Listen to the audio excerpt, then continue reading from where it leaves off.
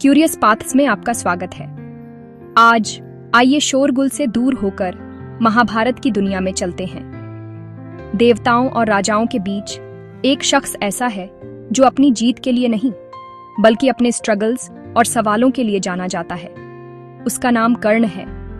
हम अक्सर महाभारत को अच्छाई और बुराई की लड़ाई के तौर पर देखते हैं, लेकिन कर्ण इनके बीच के ग्रे एरिया में रहते हैं। वह सिर्फ एक हीरो या विलेन नहीं है, बल्कि हमारी अपनी इंसानियत का आईना है। कर्ण की जर्नी चाहत, अपनापन और एक्सेप्टेंस की तलाश के बारे में है। आइए लेबल्स को हटाकर उससे ऐसे मिलें जैसे वह असल में था। एक ऐसा आदमी जिसके दिल में सवालों का अंबार था और एक ऐसी स्पिरिट जो कभी नहीं टूटी।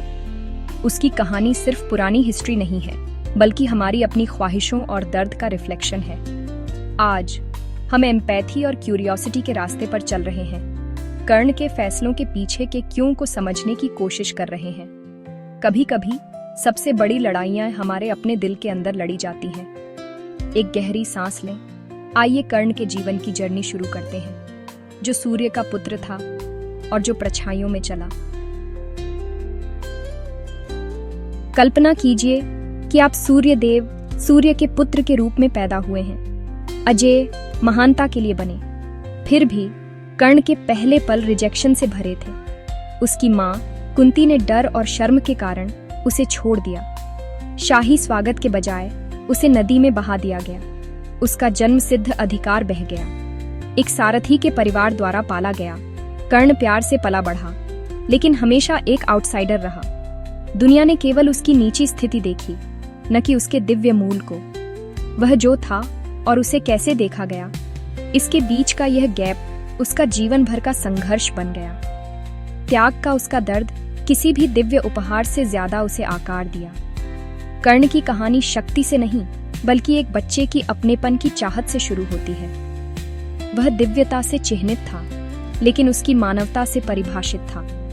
उसकी यात्रा देवताओं के बारे में नहीं है, बल्कि एक लड़के के बारे में है जो एक ऐसी दुनिया में अपनी जगह तलाश रहा है जिसने उसके लिए अपने दरवाजे बंद कर दिए। यहीं से कर्ण की सच्ची कहानी शुरू होती है।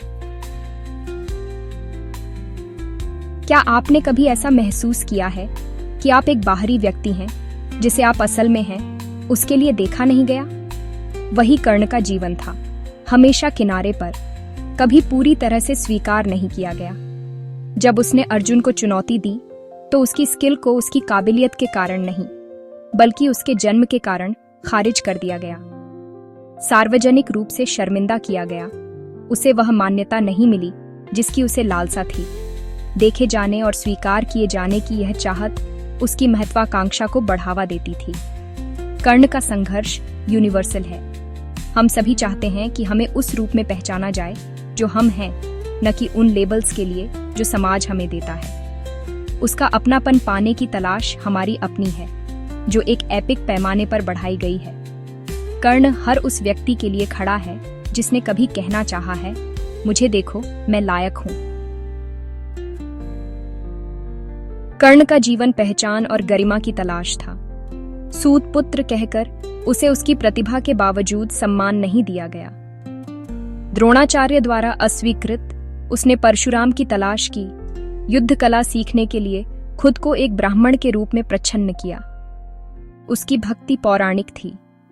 उसने अपने गुरु की सेवा के लिए चुपचाप दर्द सहा, लेकिन जब उसकी असली पहचान सामने आई, तो उसे जरूरत के समय अपना ज्ञान भूल जाने का श्राप दिया गया। हर बार जब कर्ण ने महानता हासिल की, तो उसका अतीत उसे वापस खींच लिया। उसका संघर्ष सिर्फ सामाजिक नहीं था, यह गहरा भावनात्मक था। वह अपने चरित्र से आंका जाना चाहता था, न कि अपने जन्म से। कर्ण की गरिमा की अथक खोज उसे दिल को छू लेने वाली वास्तविक बनाती है। उसने अपनी इच्छा शक्ति से ही भाग्य से लड़ाई लड़ी। कर्ण के सबसे बुरे पल में दुर्योधन ने उसे सम्मान और एक राज्य दिया। स्वीकृति के इस कार्य ने एक अटूट वफादारी का निर्माण किया। कर्ण के लिए दुर्योधन ही एकमात्र ऐसा व्यक्ति था जिसने उसकी कीमत समझी। उसकी वफादारी बुराई के लिए अंधा समर्थन नहीं थी, यह गरिमा के लिए कृतज्ञता थी। कर्ण के चुनाव इस बंधन से आकार लेते थे, भले ही इसका मतलब गलत पक्ष में खड़ा होना हो। दुर्योधन के साथ उसकी दोस्ती उसका सहारा थी, उसका कर्ज चुकाना असंभव था। हम सभी उन लोगों के प्रति कृतज्ञता और वफादारी की शक्ति जानते हैं जो हमारी मदद करते हैं। कर्ण की कहानी पूछती है, यदि एकमात्र व्यक्ति जिसने आपको गरिमा दी, उसने आपकी वफादारी मांगी, भले ही आपकी अंतरात्मा के खिलाफ हो, तो आप क्या करेंगे? उसकी अटूट दोस्ती दुखद थी, लेकिन गहरी मानवीय थी। कर्ण की वफादारी उसे संबंधित बनाती है, खलनायक नहीं। कर्ण को दानवीर के नाम से जाना जाता था। सबसे बड़ा दाता, कभी किसी जरूरतमंद को मना नहीं करता था। उसकी उदारता पौराणिक थी, उसके पर्सनल धर्म का एक मुख्य हिस्सा। फिर भी उसने खुद को अधर्म के पक्ष में पाया, वफादारी और धार्मिकता के बीच फंसा हुआ। वह दुर्योधन की खामियों को जानता था, लेकिन कृतज्ञता ने उसे बांधे रखा। युद्ध से पहले कृष्ण ने कर्ण की असली विरासत का खुलासा किया। वह सबसे बड़ा पांडव था। उसे वह सब कुछ पेश किया गया जो वह कभी चाहता था। कर्ण ने दुर्योधन को धोखा देने से इनकार कर दिया। उसने कुंती से वादा किया कि वह अर्जुन को छोड़कर उसके बेटों को बख्श देगा। कर्ण के चुनाव कभी आसान नहीं थे। वह परिवार और दोस्ती के बीच फंसा हुआ था। उसका आंतरिक युद्ध किसी भी लड़ाई से ज्यादा गहरा था। कर्ण की कहानी गलत पक्ष चुनने के बारे में नहीं है, बल्कि असंभव दुविधाओं को नेविगेट करने के बारे में है।